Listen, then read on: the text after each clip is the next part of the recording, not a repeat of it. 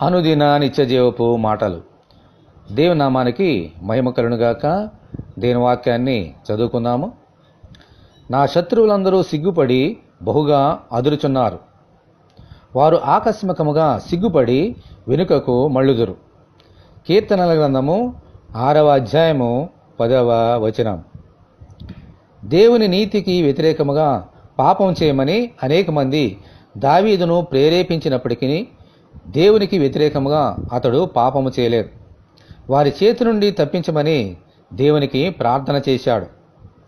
దేవుడు అతని రోదన ధ్వని విని వారి బారి నుండి తప్పించి వారు సిగ్గుపడినంతగా దావీదును హెచ్చించి తన ప్రజలను పాలించడానికి ఏర్పాటు చేసిన రాజ్య సింహాసనం మీద కూర్చుండబెట్టారు.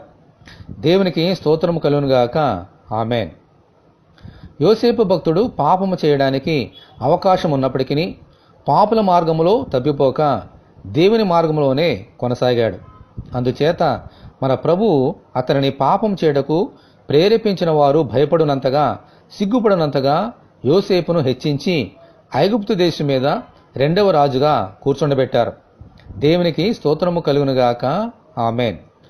ఎన్ని శోధనలు వచ్చినా మనము దేవుని మార్గం నుండి తప్పిపోక ఆయననే పట్టుకుంటే మన శత్రువులు సిగ్గుపడినంతగా మనల్ని వారి ఎదుట హెచ్చించి దీవిస్తారు.